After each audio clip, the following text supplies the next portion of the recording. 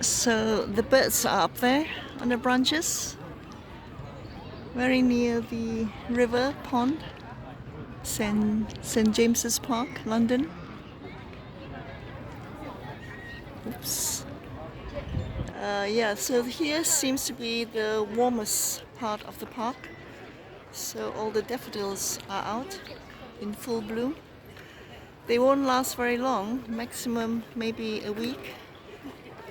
And then the others will bloom as well, so you have to walk around to look for them. You can see how tall they are compared to the children kneeling down. And I love these old trees, these big old trees.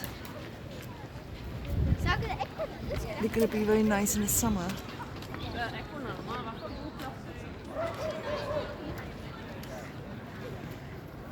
Everyone's coming for the daffodils. It's in the newspapers, so I guess people are coming here. And I found this patch here, very beautiful.